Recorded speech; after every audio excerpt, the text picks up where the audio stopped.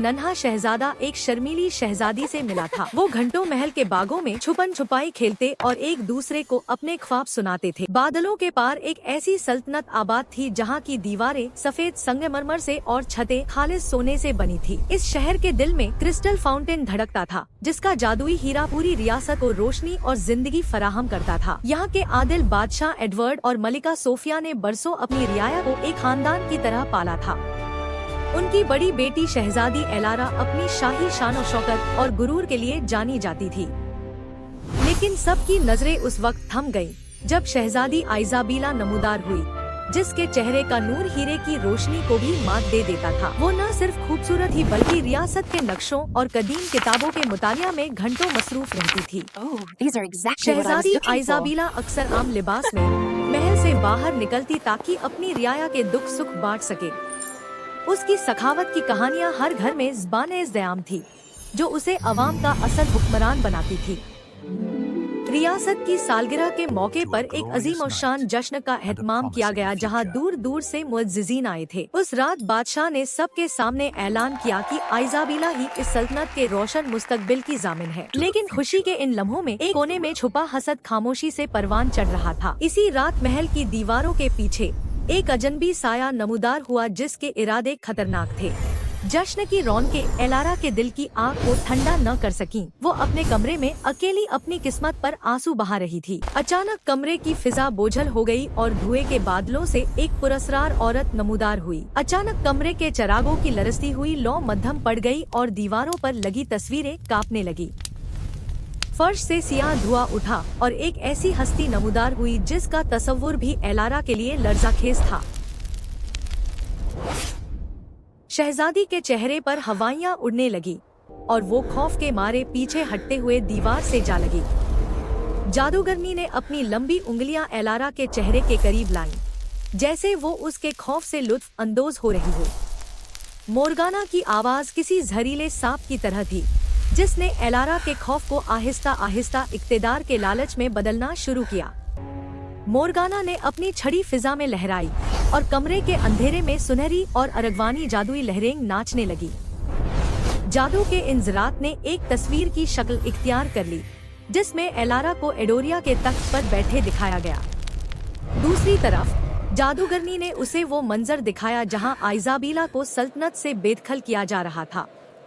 मोर्गाना ने एलारा के कंधे पर हाथ रखा, जैसे कोई हमदर्द दोस्त हो, मगर उसकी आंखों में मकरोफरेब था। उसने एलारा को समझाया कि क्रिस्टल फाउंटेन की ताकत ही बादशाह की असल कमजोरी है, जिसे सिर्फ वो हासिल कर सकती है। इक्तिदार की इस झूठी चमक ने एलारा की अक्ल पर पर्दा डाल दिया और उसने हमेशा के लिए जादूगरनी का साथ देने का अहद कर लिया। एलारा ने अपने शाही लिबास के अंदर छुपा हुआ वो कदीम नक्शा निकाला, जिस तक सिर्फ शाही खानदान की रसाई थी। उसने मोर्गाना को वो खुफिया रास्ता दिखाया जो शाही पहरेदारों की नजरों से बचकर सीधा क्रिस्टल हॉल तक जाता था। नक्शा पाते ही मोर्गाना के चेहरे पर एक ऐसी फथाना मुस्कुराहट आई जिसने एलारा के दिल में एक बार फिर खौफ पैदा कर दिया। रात के पिछले पहर दोनों साये की तरह महल की तारीक और सर्द रहदारियों में दबे कदमों चलने लगी। जब शाही पहरेदार गश्त कर रहे थे, मोर्गाना ने अपने जादू से उन्हें गहरी नींद के सहर में जकड़ दिया। बिलाखिर वो उस अजीम हॉल में पहुँच गयी, जहां क्रिस्टल फाउंटेन अपनी पूरी आबोताब के साथ रोशन था। मोर्गाना ने अपनी तमाम शैतानी ताकत जमा की और हीरे की हिफाजती ढाल पर जब लगाई। जैसे ही हीरा मोर्गाना के कब्जे में आया,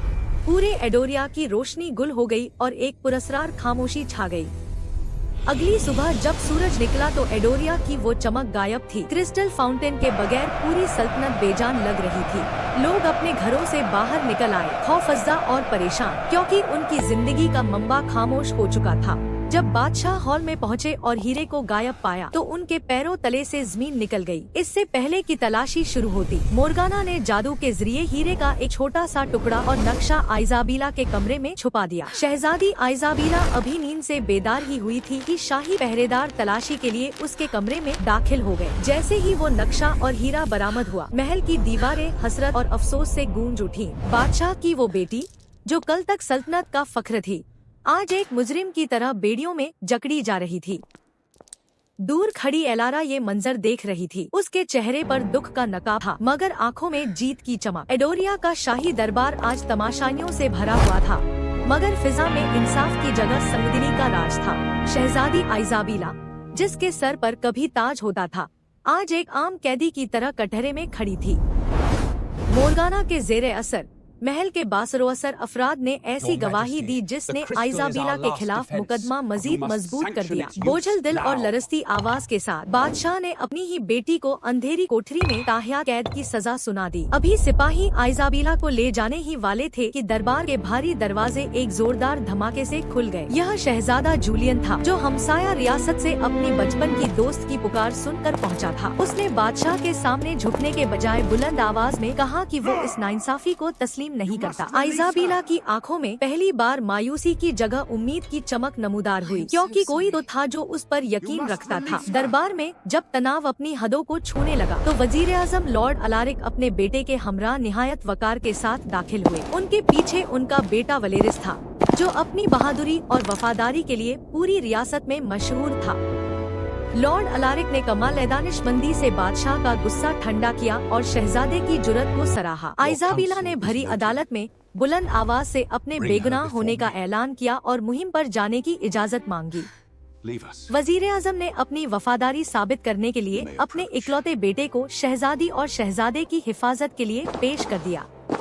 वजीर आजम की दलील और शहजादा जूलियन की साबित कदमी देखकर बादशाह ने उन्हें सच्चाई तलाश करने के लिए एक मौका दे दिया। शहजादा और वलेरिस ने मिलकर अहद किया कि वो हीरा ढूंढ कर लाएंगे और गद्दार का नकाब नोच देंगे। लेकिन महल के एक आरी कोने से जादूगरनी मोर्गाना उनकी इस नई मुहिम को देखकर मुस्कुरा रही थी। जंगल की खामोशी में आग के पास बैठे पुरानी एक याद में खो गया। बरसों पहले दोनों रियासतों के इत्तिहाद के जश्न में एक नन्हा शहजादा एक शर्मीली शहजादी से मिला था। वो घंटों महल के बागों में छुपन छुपाई खेलते और एक दूसरे को अपने ख्वाब सुनाते थे। जब जूलियन के वापस जाने का वक्त आया तो उसने शहजादी के हाथ में एक छोटा सा नीला पत्थर रखा जो उसकी रियासत का निशान था। उसने वादा किया था कि चाहे हालात कुछ भी हो, वो हमेशा उसकी पुकार पर दौड़ा आएगा। वक्त गुजरता गया, वो जवान हुए, मगर उनके दरमियान होने वाली खतो किताबत ने उनके दिलों को कभी दूर न होने दिया। माजी की उन यादों ने जूलियन के इरादे को मजीद मजबूत कर दिया कि वो अपनी मोहब्बत की बेगुनाही साबित करके रहेगा। वजीर आजम का बेटा वलेरिस दूर खड़ा पहरा दे रहा था। अभी सूरज की पहली किरण नमूदार ही हुई थी कि मोर्गाना के भेजे हुए सायानुमा सिपाहियों ने उन्हें चारों तरफ से घेर लिया। शहजादा जूलियन ने अपनी तलवार निकाली और उनके हमले को रोका, मगर उन सिपाहियों की तादाद बहुत ज्यादा थी। ऐन उस वक्त जब एक सिपाही आइजाबिला पर वार करने वाला था, एक चमकता हुआ तीर फिजा चीरता हुआ आया और सिपाही को धुएं में बदल दिया। दरख्तों की ऊंची शाखों से एक बरकरफ्तार जंगजू लड़की नमूदार हुई, जिसकी आंखों में बिजलियां कौंध रही थी। वलेरिस के चेहरे पर हैरत और खुशी के मिले-जुले तासुरात थे। ये सेरिना थी, जिससे वो बरसों पहले सरहदों की हिफाजत के दौरान मिला था। सेरिना और वलेरिस ने मिलकर तीरों की ऐसी बारिश की कि मोर्गाना के सिपाही पीछे हटने पर मजबूर हो गए। सेरिना ने बताया कि वो मुद्दतों से मोर्गाना के उन सिपाहियों का पीछा कर रही थी और अब वो इस इंसाफ की जंग में उनके साथ थी। लड़ाई के बाद जब वलेरिस के बाजू पर एक मामूली जख्म आया तो सेरिना ने कदीम जड़ी बूटियों से उसका इलाज शुरू किया। ये वही लम्स था जिसने बरसों पहले वलेरिस की जान बचाई थी जब वो सरहद पर एक मुहिम के दौरान जख्मी हुआ था। खामोशी के उस लम्हे में वलेरिस ने उसका हाथ थाम लिया। उनके सामने अब वो काली पहाड़ी थी जिसकी चोटी पर बादल गरज रहे थे और जादू की लहरें साफ देखी जा सकती थी। मीनार के रास्ते में एक बहुत बड़ा जादुई आईना नस्ब था जो सिर्फ वही रास्ता देता जो अपने अंदर के खौफ पर काबू पाले। आइजाबिला ने आईने में अपनी शिकस्त का अक्स देखा, मगर उसने अपनी बेगुनाही की ताकत से उस वहम को पाश पाश कर दिया। जैसे ही चारों ने एक दूसरे का हाथ थामा, आईना टूट गया और मीनार के अंदर जाने का खुफिया रास्ता नमूदार हो गया। महल में क्रिस्टल की रोशनी न होने की वजह से बादशाह की सेहत और अक्ल दोनों जवाब दे रही थी। मोर्गाना का जादुई साया महल की दीवारों पर नाच रहा था, जो बादशाह को मुसलसल वजीर आजम के खिलाफ उकसा रहा था। वजीर आजम लॉर्ड अलारिक जब रियासत के मामलात लेकर पहुँचे तो उन्हें बादशाह के तेवर बदले हुए मिले। बादशाह ने बुलंद आवाज में वजीर आजम पर गद्दारी का इल्जाम लगाया कि उन्होंने अपने बेटे को शहजादी के साथ फरार करवा दिया है। लॉर्ड अलारिक ने कमालिस्त से काम लेते हुए अपनी शाही मुहर मेज पर रख दी और अपनी वफादारी की कसम खाई। शहजादी एलारा ने मौका पाकर बादशाह को जूलियन की रियासत पर हमले के लिए उकसाना शुरू कर दिया ताकि जंग छिड़ जाए। एडोरिया के सिपाही जो कभी अमन के मुहाफिज थे, अब गैर-इरादी तौर पर एक तबाहकुन जंग की तैयारी करने लगे। शहजादी आइजाबेला, जो क्रिस्टल की जादुई लहरों से वाकिफ थी, उसे अचानक अपने वालिद और सल्तनत पर मंडलाते खतरे का एहसास हुआ। उसने जूलियन और वलेरिस को बताया कि अगर वो जल्द हीरे तक न पहुँचे तो एडोरिया खाना जंगी की आग में जल जाएगा।